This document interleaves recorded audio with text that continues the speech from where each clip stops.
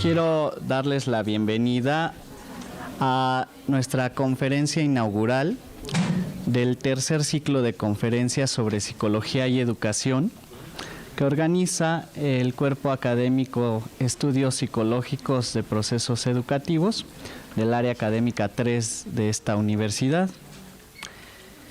Es un ciclo que estamos impulsando desde el cuerpo académico con el afán de enriquecer, de complementar la formación de los estudiantes de esta universidad, no solamente los estudiantes de psicología. Realmente los temas les vienen bien a todas las carreras y posgrados de esta institución, en un afán de hacer un diálogo académico enriquecido. Nos acompañan el día de hoy la doctora Guadalupe Acle Tomasini. Ella es una académica que no necesita presentación, es ampliamente conocida en el mundo educativo, en el mundo de la psicología educativa. La doctora Lupita Acle labora en la Facultad de Estudios Superiores de Zaragoza, es miembro del SNI y tiene una vasta producción sobre temas relacionados con la psicología educativa, tema de interés de muchos de los aquí presentes. Y nos hace el favor de acompañarnos anualmente, por lo menos anualmente la podemos invitar a esta casa de estudios. Bienvenida, Lupita.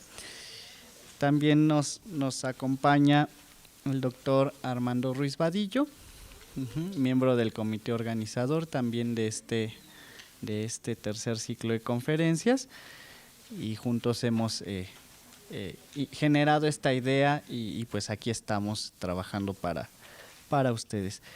Le voy a ceder la palabra al doctor Armando y en breve iniciamos con la doctora Lupita.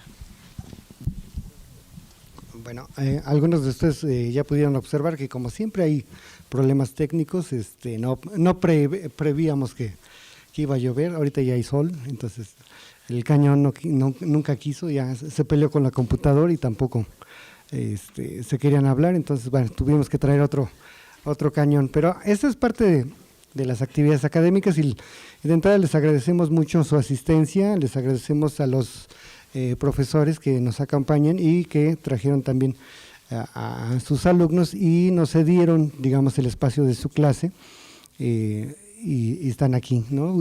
Sobre todo porque muchas veces entre estar atendiendo clases luego no tenemos estos espacios de convivencia en donde incluso hay de diferentes semestres, alumnos de diferentes semestres, de diferentes materias y nos permiten extender un diálogo, en este caso con especialistas de muy alto nivel, que esa es la idea, y vaya, es un honor tener nuevamente a la doctora Lupita Acle, que aparte de ser una gran investigadora en un tema muy específico de la psicología que tiene que ver con esta de la educación especial y de muchos temas alusivos, aparte de eso, tiene una gran calidad humana y siempre que le pedimos que nos apoye, viene por acá con nosotros.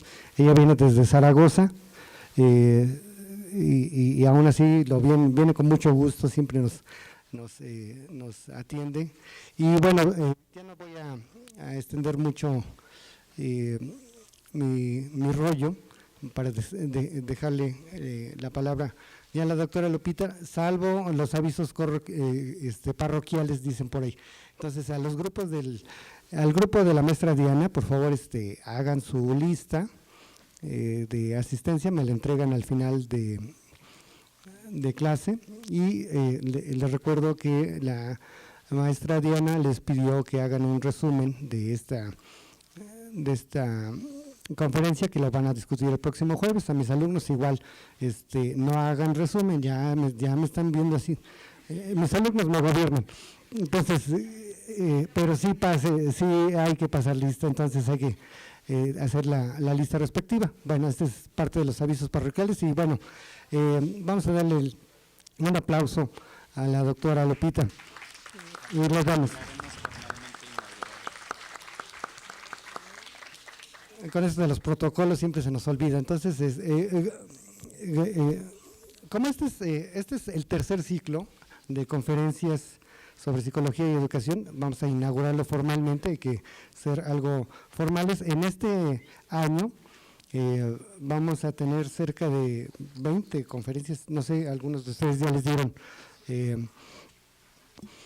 el programa. A lo largo del año vamos a tener bastantes conferencias que van a tener diferentes temas tan diversos como cuestiones legales en psicología o incluso psicología política, que bueno, obviamente no es nuestro tema, pero sí es un año electoral muy importante, y a otros temas alusivos. El próximo jueves va a haber una conferencia sobre la situación de uso de drogas en México, y están cordialmente invitados a todas estas conferencias, siempre y cuando puedan asistir, inviten a sus compañeros, inviten a sus maestros. Y la modalidad que tenemos para este año es que el 80%, la persona que cubre el 80% de asistencia a este evento, le vamos a dar su constancia respectiva. Entonces, bueno, vamos a declarar formalmente que nos tenemos que parar. Pues bueno, vamos a pararnos, ¿no?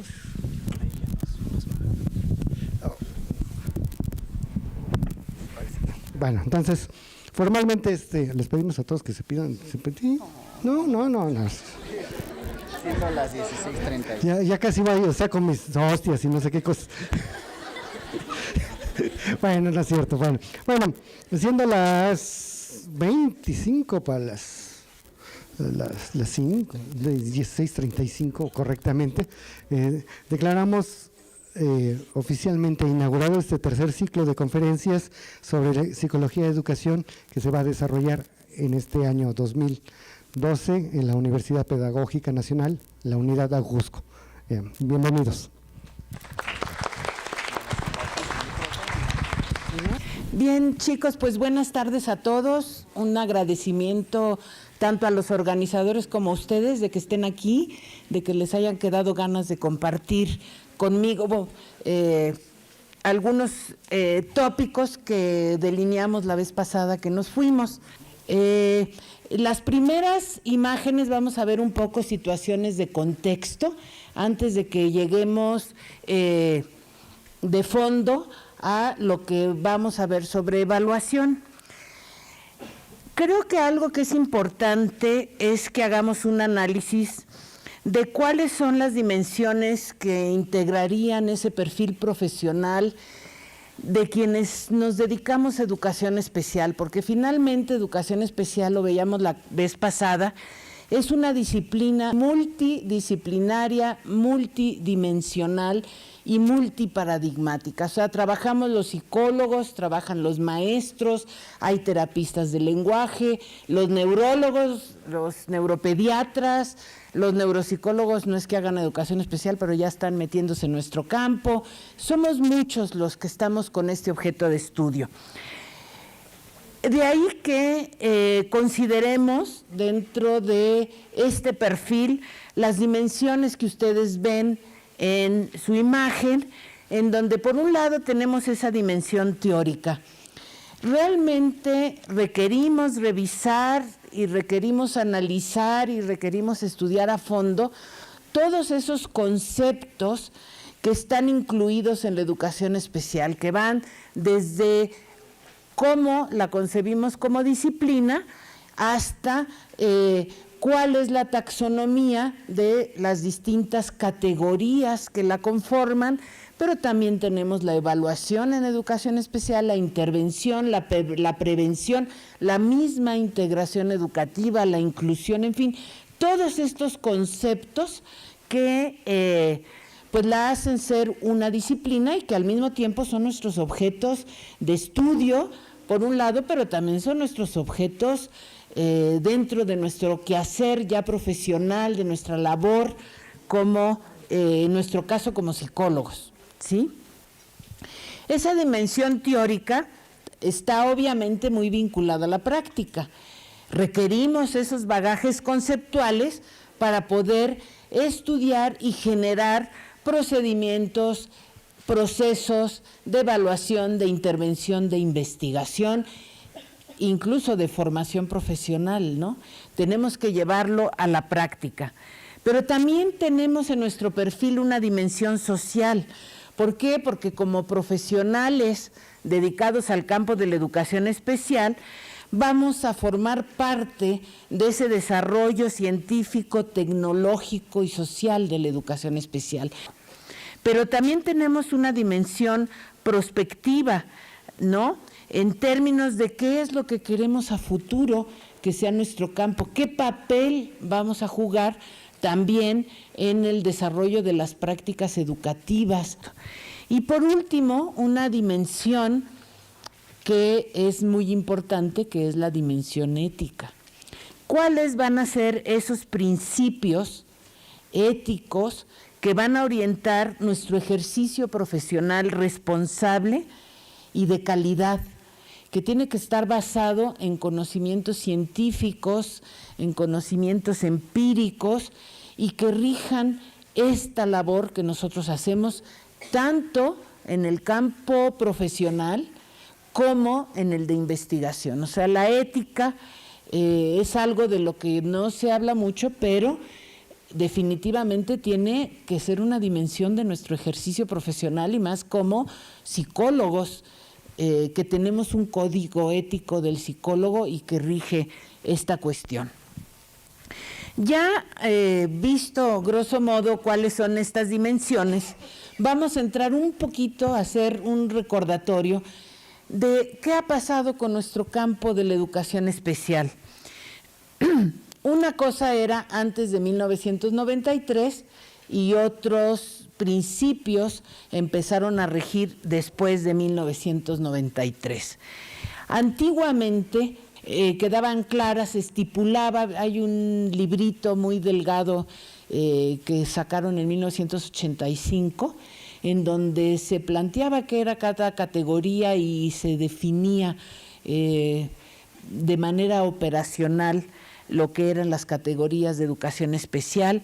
Existían los centros psicopedagógicos encargados, ellos eran los encargados de la evaluación y la canalización, y dentro de las escuelas regulares había escuelas regulares con grupos integrados y aulas de apoyo, y había escuelas especiales.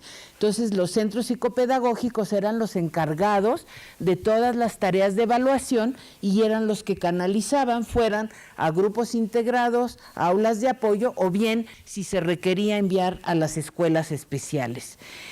En la normal de especialización, la organización de la licenciatura estaba dada con base en las categorías. Si ustedes recuerdan, había la licenciatura en problemas de aprendizaje, la licenciatura en problemas en el aparato locomotor, creo que se llamaba así, en problemas de audición y lenguaje, en infractores menores, en fin, esas categorías que caracterizan a la educación especial, y la licenciatura estaba orientada así.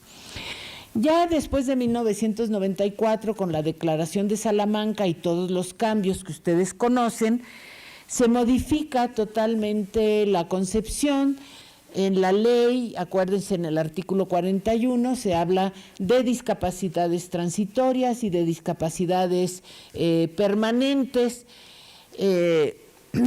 Ya en otros documentos pues se dice que las discapacidades transitorias es las que se quitan con el tiempo y las permanentes las que permanecen, pero bueno, eso es, habrá que ver. Se introduce a partir de esa época el concepto de necesidad educativa especial como el reflejo de que una persona no puede acceder a los objetivos curriculares que se esperan. Ahora ya se habla de barreras para el aprendizaje, de barreras individuales, sociales, escolares y afectivas. Se reordenan los servicios de educación especial, tenemos la SUSAER y tenemos los CAM, y la normal de especialización hace una licenciatura única, o sea, modifica, y esas licenciaturas que duraban 5 años cada una se unifican en una sola. Entonces, este es el panorama en el que estamos, lo vamos a ir centrando en evaluación, no vamos a hablar de otras cosas. ¿Qué es lo que nos ha dicho la investigación respecto a estas cuestiones, no? Yo creo que hay datos importantes. Un trabajo que hizo el gobierno del Distrito Federal con la UNICEF, encontraron que la discapacidad era un riesgo de deserción escolar. Ellos vieron que en distintos grupos, conforme no se iban resolviendo las necesidades educativas especiales de los niños con discapacidad, estos desertaban. Y encuentran un 50 y tantos % ya en el nivel de secundaria. Fíjense, es muy, muy alto el porcentaje. Otros trabajos que hemos realizado, eso sí es con mi grupo, hemos estado yendo a escuelas de la zona donde trabajamos en Iztapalapa y vemos que niños con problemas de lenguaje, de aprendizaje, sobresalientes, con problemas de conducta y con problemas de discapacidad intelectual leve, pasan totalmente desapercibidos. En una reunión que tuve justo la semana pasada con mi grupo, en 3 escuelas encontramos que de la población evaluada, el 50% caía dentro de estas categorías. Fíjense, niños de primero y segundo, un 50% es muy alto. Imagínense que no se detectan, no se evalúan y pues siguen la primaria, pues son chicos que van a estar en riesgo de desertar. Otras investigaciones, como la de la doctora Pedraza, maestra de ustedes, pues ella al trabajar en un grupo que tenía integrados a niños con discapacidad intelectual y hace todo su análisis, encuentra que nunca hubo una buena evaluación de esos niños, que fuera por alteraciones en el electro o porque no se les aplicaron ciertas pruebas, pues se decidió que tenían discapacidad intelectual y así es como los integran a la escuela. Otras investigaciones lo que sí encuentran es que el trabajar con grupos pequeños de niños que comparten características similares es beneficioso en términos de aprendizaje.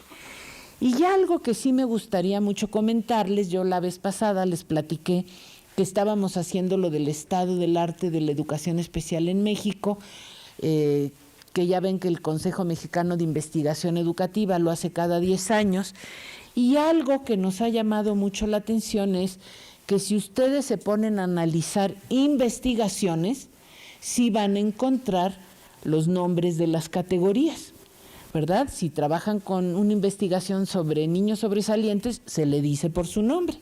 Si se trabaja con niños autistas, se dice que son autistas. Si trabajan con niños con discapacidad intelectual, se les nombra como tal.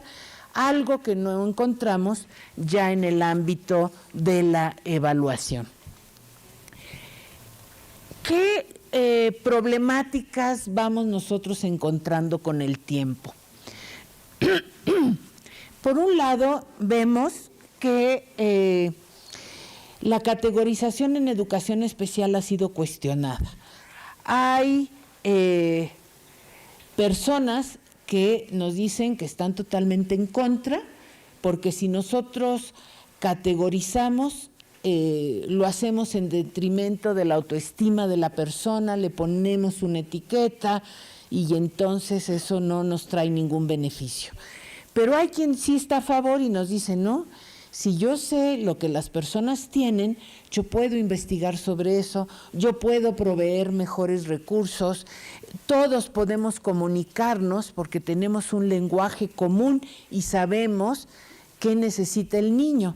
Entonces nuestro dilema es cómo hacer un puente entre sí categorizar y no hacer acciones que vayan en detrimento de las personas.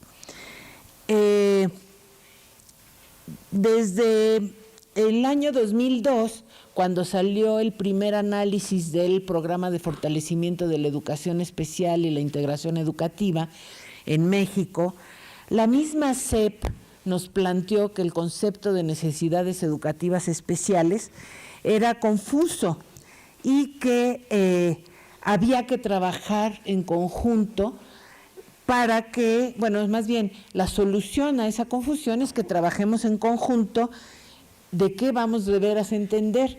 Fíjense, dentro de esas investigaciones que les digo que he estado revisando, hay una que me llamó la atención porque decía un programa de entrenamiento para, por decirles, para un niño con problemas de aprendizaje. Y yo dije, bueno, lo ubico en mi código de problemas de aprendizaje.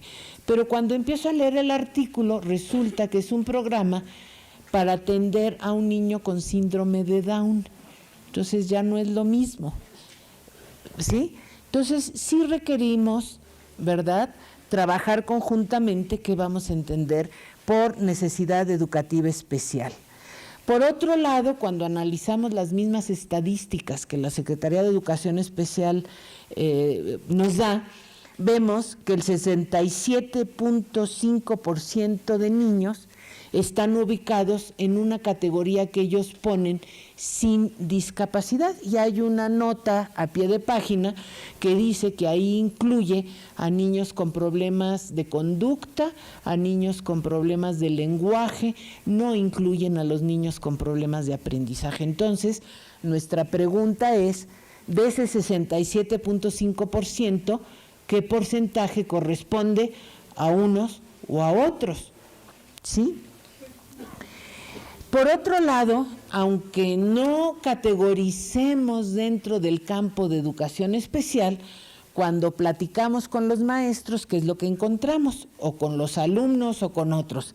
Pues que igual se dice que el niño es tonto, que el niño está enfermito, que el niño es flojo, que el niño no sabe, etcétera. De todas maneras, se pone una etiqueta que no es tampoco la más apropiada, ¿no? Entonces, el que nosotros, la solución es que hagamos evaluaciones comprensivas, integrales, es lo que va a evitar que se pongan estas etiquetas de enfermito, etcétera. ¿Cuáles son los riesgos de que nosotros no hagamos evaluaciones adecuadas? Uno, pues que hagamos diagnósticos estáticos. Si ya vimos al niño una vez y decidimos qué etiqueta ponerle y no estamos considerando que los niños están en proceso de cambio y que no podemos ponerles etiquetas que determinen su futuro, y lo vamos a ver más ampliamente más tarde. Por otro lado, es mucho el riesgo de que nosotros no contemos con un bagaje teórico. Ya veíamos que hay una dimensión teórica en nuestra profesión de cuál es la taxonomía que hay en educación especial. Ya decíamos que si estudiamos biología no pensamos que decir vertebrados o invertebrados es despectivo, sirve al desarrollo de la ciencia y ubica muchas cosas. En educación especial hay una taxonomía, hay unas categorías. Además, dentro de cada categoría, el que no se reconozca la variabilidad de características. Si ustedes se adentran en la literatura de educación especial, van a ver que en cada categoría el grupo es heterogéneo, no homogéneo, como somos todos, la población humana somos heterogéneos. Incluso al reconocer esas diferencias, nosotros vamos a ver que hay características que se traslapan y que a lo mejor podemos formar grupos de trabajo con niños diferentes, de diferentes categorías, pero ahí sí con necesidades educativas especiales similares. El otro aspecto que está en riesgo es que si nosotros solo nos centramos en la evaluación del niño y no consideramos elementos de sus contextos, no podremos ver esas interacciones que muchas veces hacen que esas características negativas permanezcan. Entonces, más o menos, dándoles este marco, digamos, contextual, les traje este caso que quiero que lo guarden en mente y que lo vamos a retomar. No se lo aprendan de memoria porque se los voy a volver a poner al final, no va por ahí el asunto, pero es un caso real que llegó a mis manos de una evaluación. Bruno, eso sí es ficticio, no se llama Bruno, pero no vamos a decir el nombre. Es un niño de 4 años y 6 meses, que es enviado a una psicóloga quien firma este reporte. El único dato que vemos de referencia es que fue reportado con problemas de lenguaje y de conducta. Datos relevantes de su historia es que sostuvo su cabeza a los 6 meses de edad, que caminó al año 3 meses y que su lenguaje no era acorde a su edad porque era un lenguaje como agramatical, no bien articulado. Se le aplicaron básicamente 3 pruebas, que fue el WIPSI, la escala para niños preescolares de Wechsler, el Bender y el Frostig. Y de ahí se derivan los datos. Se nos explica que tiene un coeficiente verbal de 61, un coeficiente intelectual de ejecución de 74 y que finalmente su coeficiente total es de 64. En el Frostig, supongo que más o menos lo conocen todos, ya ven que tiene 5 áreas. En este caso, en el área de relaciones espaciales, el niño sacó una edad de 4 años 9 meses y en las otras áreas que son de coordinación, de discriminación figura-fondo, no me acuerdo ahorita de las otras 2, eran alrededor de entre 2 años y 3 años. En el Bender obtiene una edad de maduración de 4 años y ponen ahí que era una maduración esperada a su edad. En términos emocionales se encuentran en el niño ansiedad, retraimiento, intervención. Por tanto, es un niño que tiene discapacidad intelectual y se canaliza al campo. Y ahí lo vamos a dejar, lo vamos a retomar al final. ¿Por qué evaluar es diferente de etiquetar? Evaluar quiere decir valorar, es decir, nosotros vamos a determinar el valor de algo o de alguien. Y el uso evaluativo implica siempre un juicio de valor. Mientras que etiquetar es poner una etiqueta o calificativo a algo o a alguien.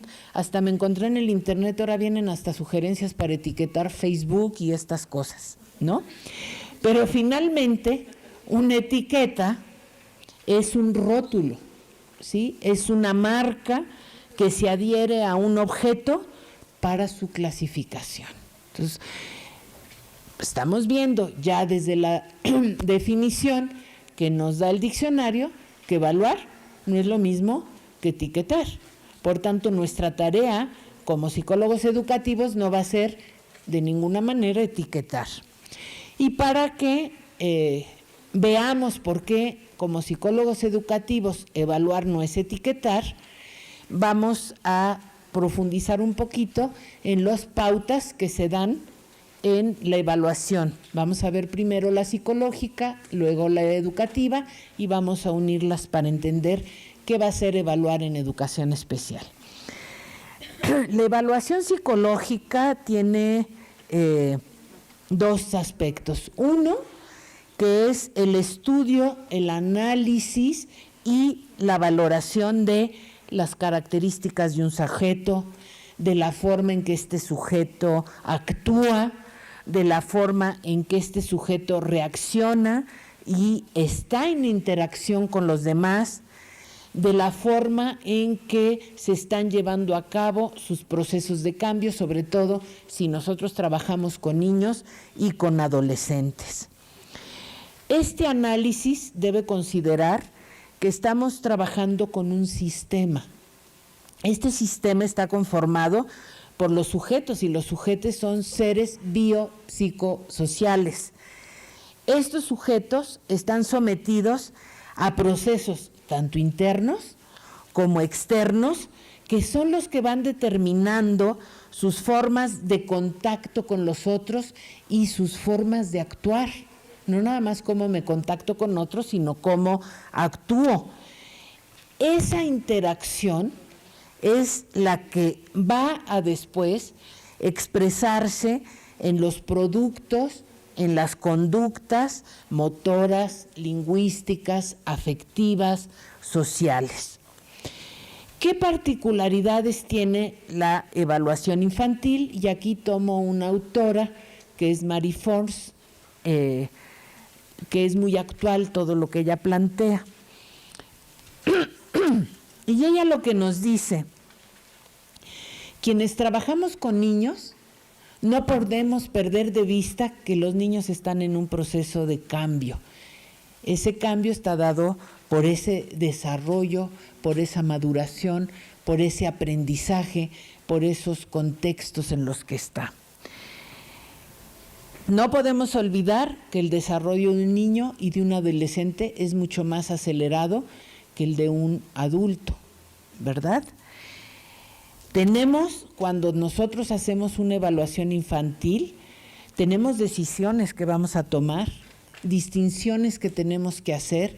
Los problemas que los niños tienen son problemas del proceso global de su desarrollo, o hay ciertas áreas de su desarrollo las que están alteradas y no es todo el desarrollo.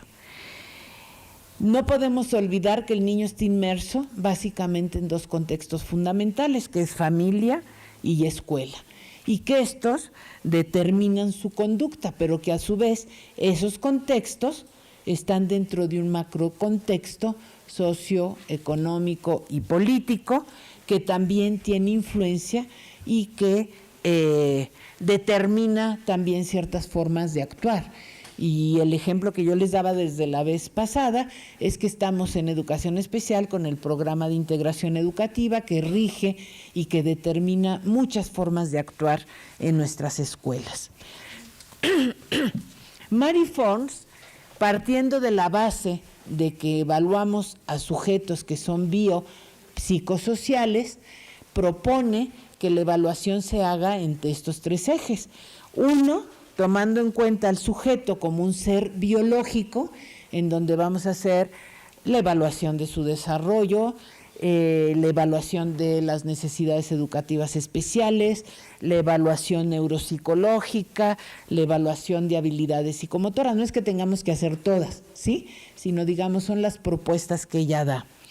Como un ser psicológico, tenemos que abocarnos a esa evaluación de cómo adquiere y administra la información, cómo la almacena, cuál es el nivel del desarrollo de las habilidades cognitivas, de las habilidades comunicativas y lingüísticas, pero también de los aspectos de personalidad y de conducta, es decir, cuáles son esos objetos de nosotros como psicólogos. Son esos procesos afectivos, esos procesos cognitivos, lo que nos interesa. ¿Qué otras consideras? El otro eje, perdón, ya me lo iba a saltar, es el eje social. O sea, no solo tenemos una biología y una psicología, sino también tenemos estas características humanas que nos hacen ver como seres sociales. Por eso también es importante dentro de la evaluación considerar los contextos familiar, escolar, la acción educativa, ver cuáles son esos resultados del sistema educativo, cuáles son los antecedentes sociales y culturales que tenemos. No es lo mismo trabajar en una escuela urbana que en una escuela rural, con población citadina, con población indígena. ¿Cuál es la evaluación del proyecto educativo y la madurez para la integración socioeducativa de nuestros sujetos? Perdone, pero Mary Force también nos hace otras consideraciones que yo considero importante ustedes las tengan. Ella nos dice, hay que plantear más evaluaciones abiertas que cerradas. Y ahí me voy a lo que yo les decía. Si hacemos un diagnóstico estático basándonos en una prueba, estamos cayendo en un riesgo de una evaluación inadecuada. Hay que hacer evaluaciones más abiertas. Cuando nosotros estamos evaluando, es importante hacerlo desde una perspectiva dinámica. Es decir, yo aplico una escala las escalas de inteligencia de Wechsler y puedo proveer ciertas indicaciones al niño que me permitan ver si me entiende a la primera y es capaz de darme ya las respuestas correctas.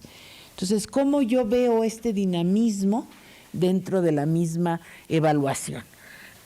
Eso sería complementario. Tengo que tomar en cuenta la variabilidad por nivel de edad, ¿no? Y la variabilidad intraedad.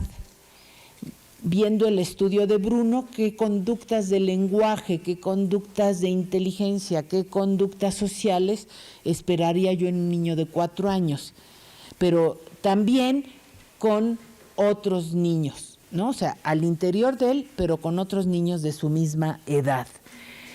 Otro aspecto es que tenemos que ver cuáles son esas características dimensionales de la conducta más abiertas y no solo las discretas. A ver, si a Bruno a mí me lo recomiendan por problemas de conducta y de lenguaje, tengo yo dos dimensiones, pero dentro de esas dimensiones, ¿qué consideraría yo que debo evaluar?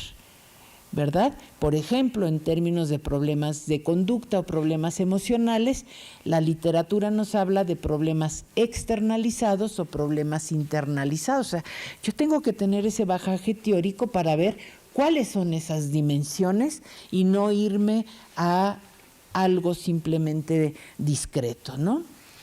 Por otro lado, es importante trabajar en equipo con otros profesionales y contrastar nuestras distintas evaluaciones. Esto nos dice ella desde una perspectiva de la evaluación psicológica infantil.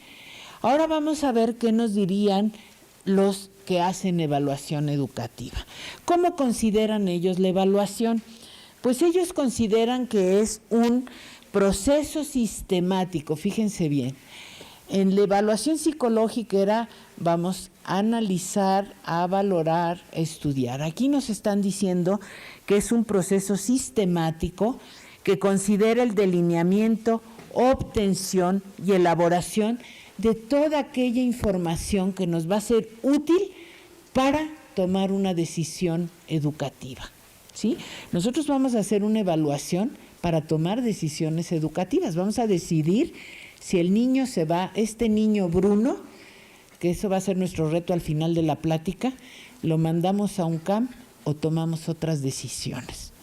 Pero para eso tenemos que hacer un proceso sistemático y obtener toda esa información que nos va a ser útil, porque nosotros tenemos esa responsabilidad ética de tomar la decisión. Vamos a valorar el grado en que los medios, los recursos y los procedimientos permiten el logro de los fines o de las metas que se van a alcanzar, ¿sí? Y lo más importante, esta es una cita de Ángel Díaz Barriga, que nos dice que la evaluación educativa nos debe llevar a la comprensión y la explicación de los fenómenos educativos en un momento histórico social determinado. Entonces, esto es lo que nos plantean los autores como evaluación educativa. Ahora, tratemos de unir lo que vimos de la evaluación psicológica con la evaluación educativa y qué haríamos en educación especial. Bueno, yo les planteo aquí que nosotros tenemos 3 ejes. Tenemos el eje psicológico, tenemos el eje educativo y tenemos el eje social. En el eje psicológico, ya decíamos que los psicólogos vamos a estudiar todos esos procesos que están implicados en este aprendizaje escolar y en el funcionamiento cognitivo, comunicativo, afectivo y social de los individuos. Es un objeto que nosotros no podemos dejar de lado. Por otro lado, en el educativo es muy importante que conozcamos cuáles son los sistemas de enseñanza en los que está el niño. cuáles son las demandas que se le hacen al niño. ¿Bruno está en una escuela activa o está en una escuela tradicional? ¿Cuál es el nuevo plan de estudios de preescolar 2004 en el que Bruno está incluido? Yo necesitaría, ¿no?, saber que ahora es por competencias, y entonces yo tendría que juntar eso que encuentro para tomar decisiones. No se les olvide que tenemos decisiones que tomar. Por otro lado, ¿cuál es el comportamiento del niño en la escuela? ¿Por qué me lo refieren a mí con problemas de conducta y lenguaje? ¿Por qué? ¿Qué es lo que la maestra considera que es el problema de conducta? La verdad no queda claro, ¿verdad? Pero bueno, eso lo vamos a ver al final. ¿Y cómo son las interrelaciones maestro-alumno, alumnos-alumnos? ¿Sí? En el aspecto social es muy importante tener las variables macrocontextuales, tanto físicas como afectivas, las reglas de funcionamiento, las creencias, los variables, los valores, y cuál es ese contexto, cuál es la diferencia entre el contexto y el familiar y el escolar que nos hablan de los problemas de desarrollo. ¿Son los mismos problemas en la escuela que en la casa? Sí, tenemos que ver eso. Por eso yo creo que la evaluación en educación especial va a ser un proceso dinámico, sistemático, que analiza las relaciones de interdependencia que se dan entre estos tres ejes, el psicológico, el educativo y el social, y que nos va a permitir a nosotros buscar, por un lado, las líneas de causalidad, esto es, por qué se nos presenta el problema, pero por otro, la regularidad de las conductas, que es lo que nos va a llevar a nosotros a tomar esas decisiones educativas. Eso sería para nosotros esta evaluación en educación especial. ¿Qué tipos de evaluación hay? Yo les recomiendo mucho el libro de Sattler, que es Evaluación Psicológica Infantil o de la Inteligencia Infantil, y ahí nos da muchos ejemplos. Dice, nosotros podemos hacer una evaluación focal, es decir, una identificación inicial que nos permita ver que efectivamente hay un problema y que nos tenemos nosotros que ir a profundizar en ese problema. Entonces, podemos tener dos tipos de investigación. Una focal que se centre en un X comportamiento, por ejemplo, que la maestra nos diga, es que no lee bien, y entonces yo veo por qué no lee bien. Eso sería una evaluación focal, pero yo también puedo hacer una evaluación diagnóstica, y esto sí me implica que yo me vaya muchísimo más a fondo a cuáles son las fortalezas, cuáles son las debilidades de las áreas del niño, que nos permitan entonces hacer sugerencias de intervenciones o adecuaciones curriculares. En esta evaluación diagnóstica es importante considerar los contextos, hacer lo que veíamos en la lámina anterior. Ya que tenemos esa evaluación a fondo, vamos a hacer una evaluación inicial de un programa de intervención. O sea, yo recomendé lo que hagan de cuenta. Yo recomendé que el niño leyera con su mamá, como dice la SEP, media hora diaria. Bueno, yo veo si se hace o no se hace. Eso sería una evaluación inicial de la intervención. Pero a lo mejor yo planteo un programa más a largo plazo porque encontré un problema mucho más severo. Entonces, yo tengo la obligación de valorar el progreso del niño constantemente a lo largo del desarrollo de ese programa de intervención. ¿Por qué? Porque yo puedo ver si me equivoqué en lo que estoy planteando y tengo que modificar ese programa de intervención.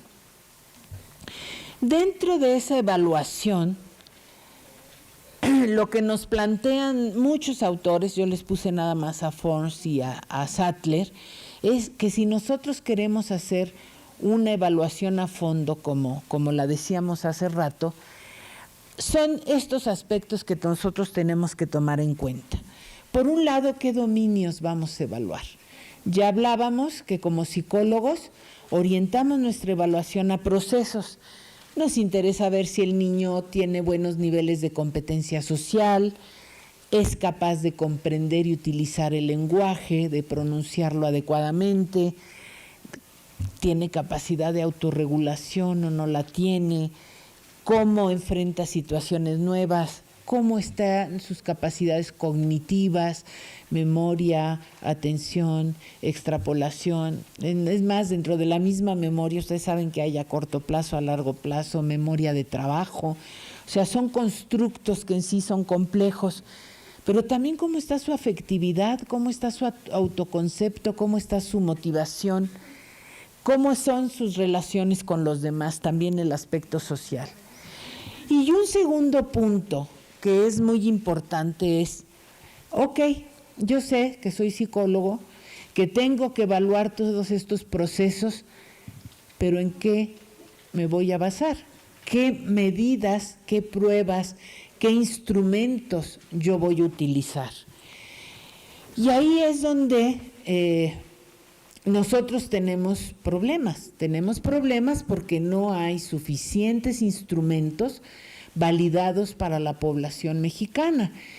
El WISC-RM se ha visto que no funciona, ahora validaron el WISC-4, yo todavía no lo he probado, pero según esto está validado en población mexicana, pero creo que tuvo algunos problemas con la validación, ya rehicieron normas.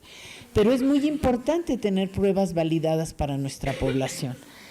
Pero si no las tenemos, como psicólogos educativos nosotros podemos también tener distintos recursos. Nosotros podemos tener instrumentos que sean basados en la norma, pero también hacer instrumentos por criterio. O sea, yo tengo mi grupo, aplico mi prueba y veo el comportamiento de un grupo.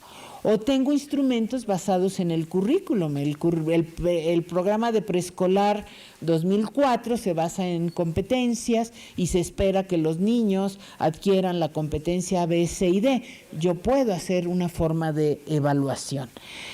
Es importante que haya acuerdo entre distintos profesionales en relación a las medidas y también el uso de escalas ecológicas que me permitan ver las interrelaciones entre los distintos factores. Otra sugerencia que nos hacen es que cuando hacemos una evaluación tengamos múltiples informantes. Si yo me baso solo en lo que dice la maestra o me baso solo en lo que dice la mamá, no puedo hacer un contraste. A nosotros nos ha sucedido que las maestras, cuando tenemos entrevistas con ellas o pláticas, pues ya tienen el retrato del niño, ¿no? Y el niño está mal porque sus papás están mal, para acabar rápido. Pero no porque el programa esté mal y no esté él pudiendo aprender. Y uno habla con los papás y pues la escuela es la que está mal, ¿verdad? Entonces, nuestra tarea va a ser contrastar, pero también evaluar al niño para tener un panorama global.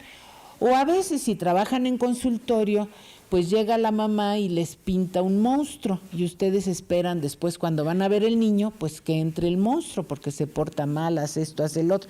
Y resulta que nos encontramos un niño encantador, ¿verdad? Que está muy a gusto con uno, trabajando de maravilla. Entonces, ¿cómo es importante que nosotros tengamos a fondo información de múltiples informantes, porque lo tenemos que incluir incluso al niño, ¿verdad? Muchas veces al niño lo llevan a evaluación y él no sabe ni por qué.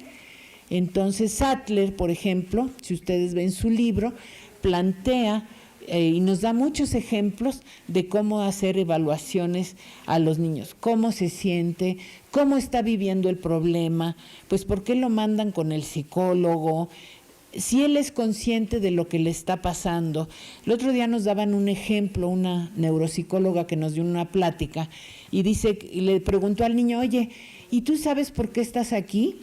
Dice, sí, es que yo soy hiperactivo, ¿no? Ya ven que ahora está de moda lo del TDAH, entonces dice, sí, es que yo soy hiperactivo, por eso estoy aquí, ¿no? Entonces, es importante también que exploremos con los niños.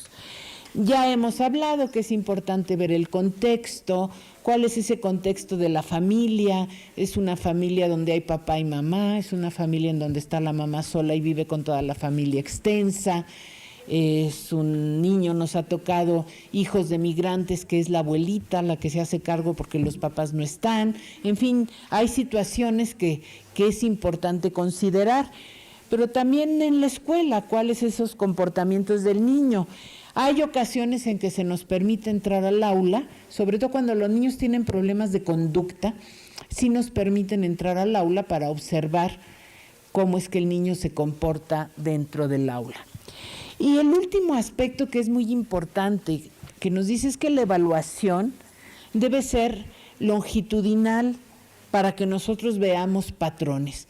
Ya decíamos que nosotros, yo se los decía mucho a los alumnos, y Alma no me dejará mentir, es cuando hacemos una primera evaluación es como sacar una foto, no sacamos video.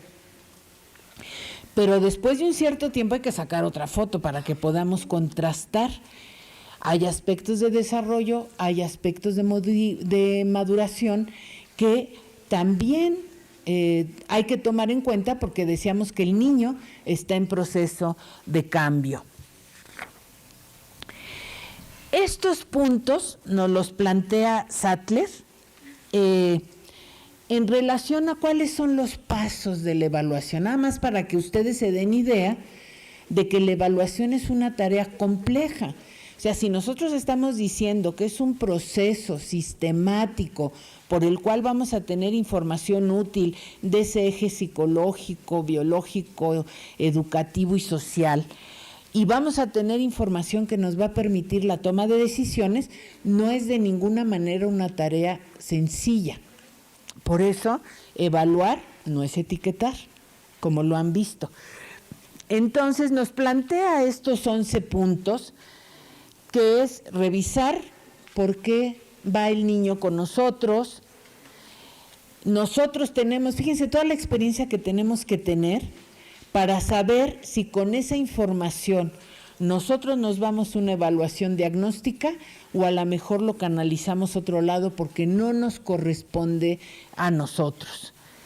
Ya que decidimos que sí se queda con nosotros, tenemos que, desde obtener información de antecedentes, observar la conducta del niño en varios entornos, elegir qué batería vamos a aplicar. O sea, finalmente en el mercado ustedes pueden encontrar muchísimas pruebas, pero yo siempre les he dicho que las pruebas no tienen ni cabecita, ni patitas, ni manitas. O sea, sobre todo no tiene cabecita.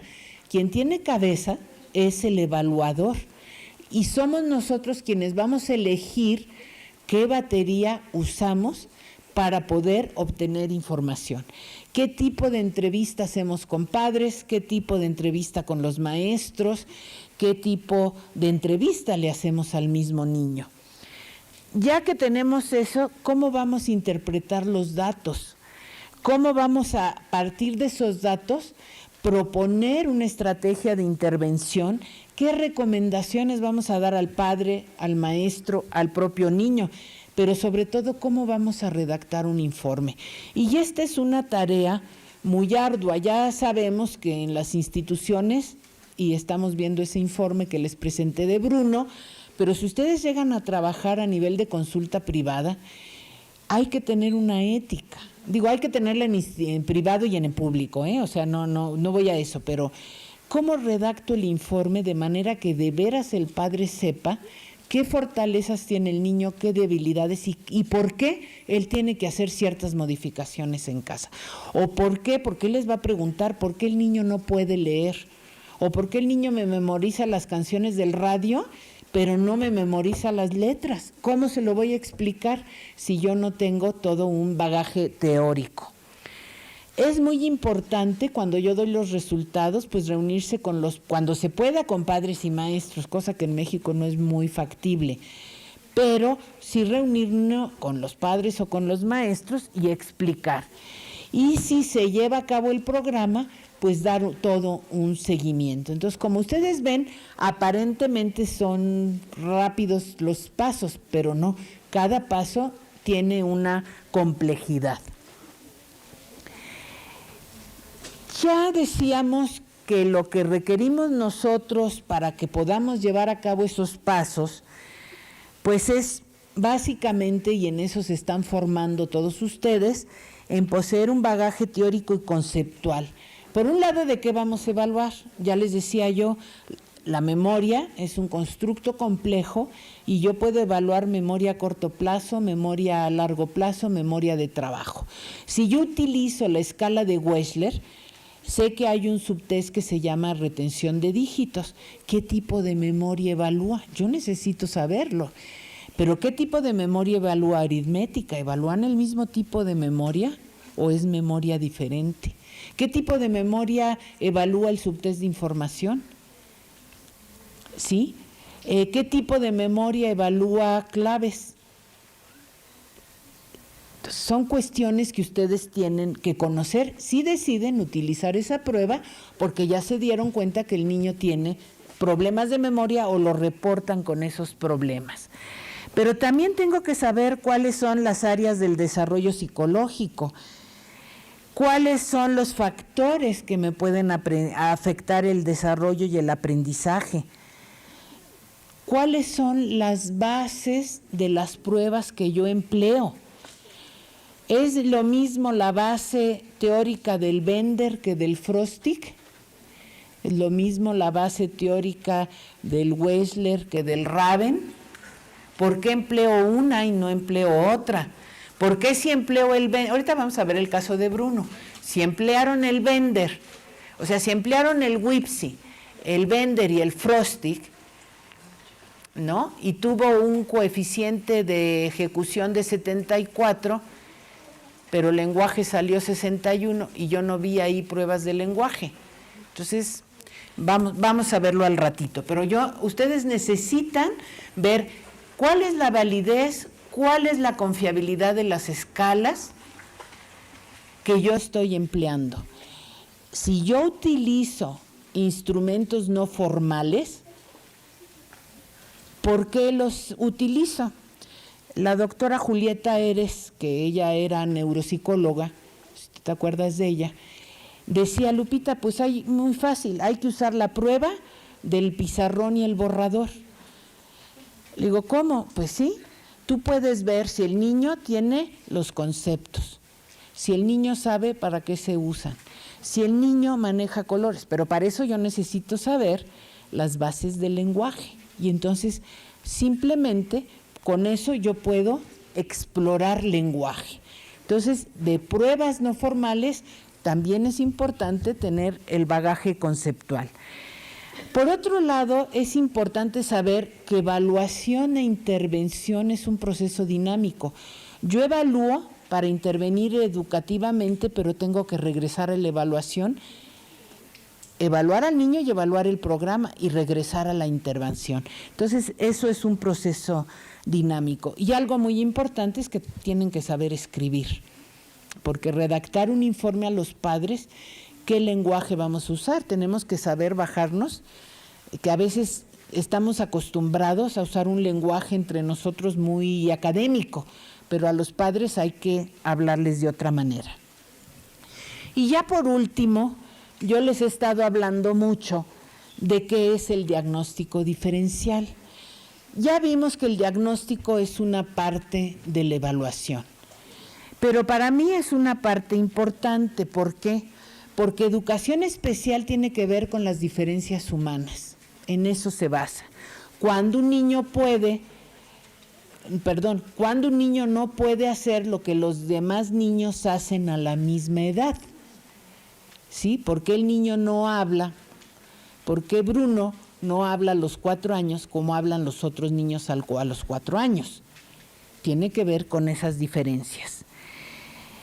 Y es un procedimiento a través del cual yo voy a ver 2 aspectos. Uno, los intraindividuales, es decir, Bruno, ¿qué capacidades intraindividuales sí tiene y cuáles no tiene?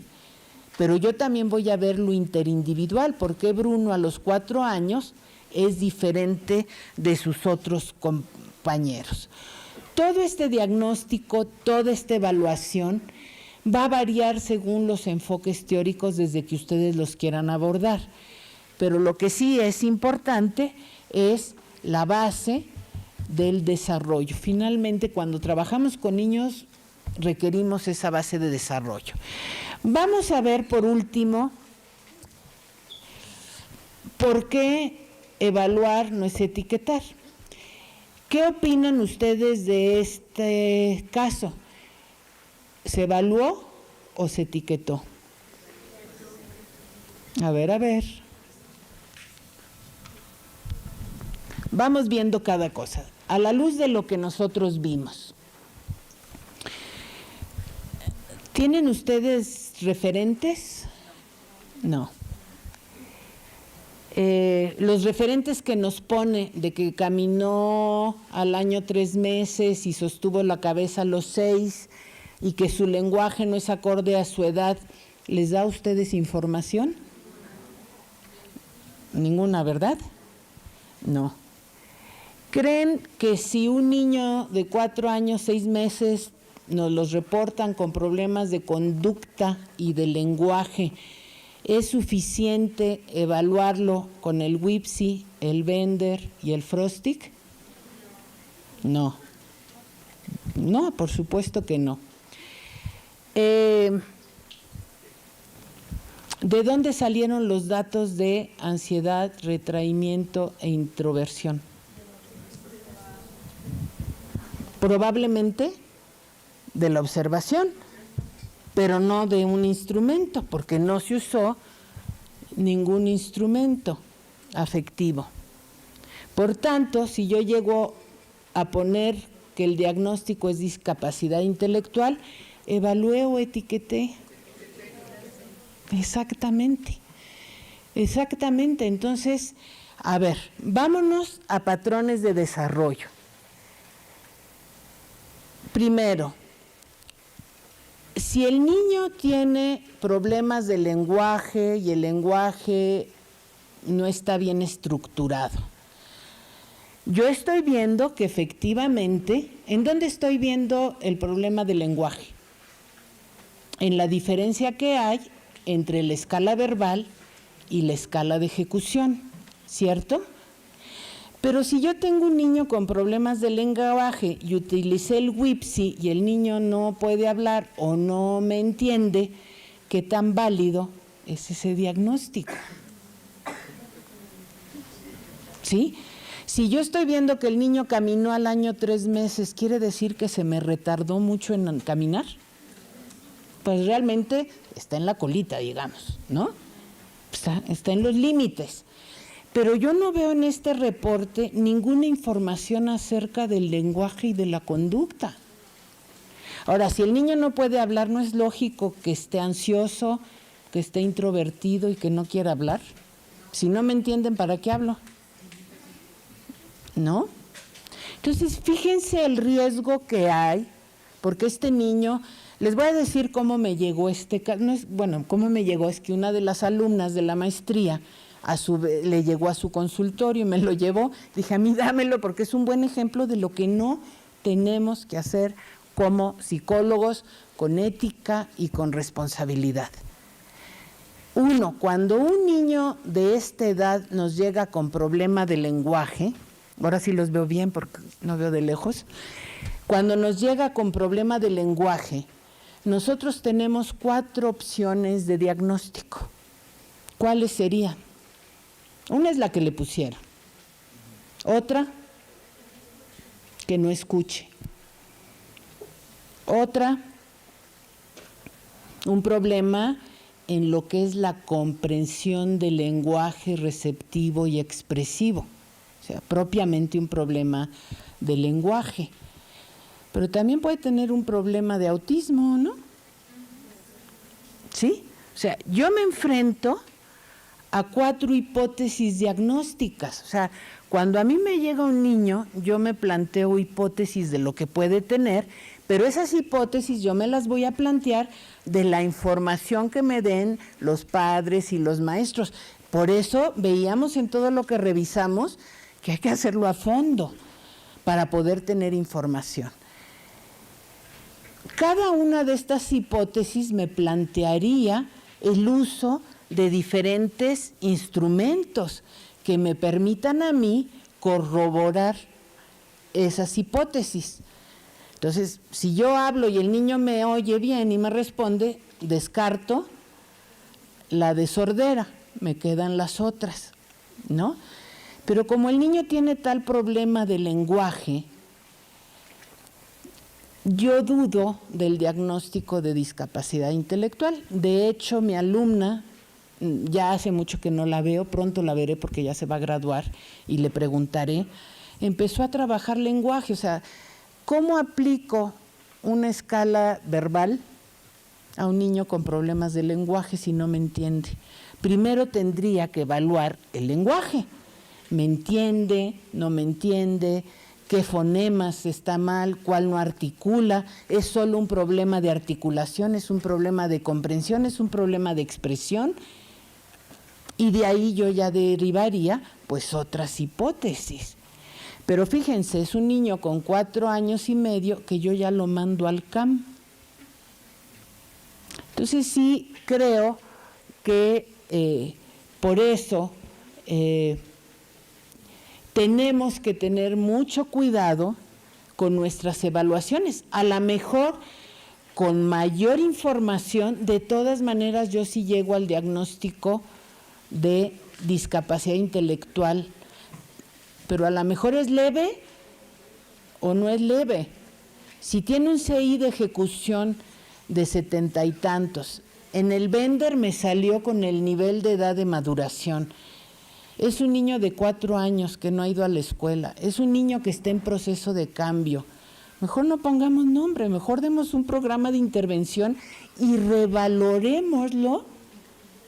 Vámonos ahora sí con Vygotsky, veamos cuál es su zona de desarrollo próximo antes de poner una etiqueta. ¿Sí? Entonces, por eso ven, espero que sí les haya quedado muy claro de por qué evaluar no es etiquetar y por qué nosotros tenemos una gran responsabilidad profesional en el momento en que hacemos diagnósticos y evaluaciones psicológicas y educativas. Y ustedes tienen una licenciatura que es en psicología educativa. Tienen que unir esos dos ejes, todo ese bagaje que nos da la psicología y todo lo que ustedes ven de educación. Pero no podemos determinar el futuro de este niño con esa etiqueta, ¿o sí? No. Hay que trabajar con él primero, ¿no? Y con los padres, por supuesto. Entonces, como ustedes ven, tienen mucha tarea, pero no se angustien. Bien capacitados la van a poder hacer y van a ser exitosos. Y iremos mejorando cada vez más, pues, esa carencia que hay de no hacer estas evaluaciones en educación especial. ¿Sí? Pues eso sería todo. No sé si quieran hacer preguntas.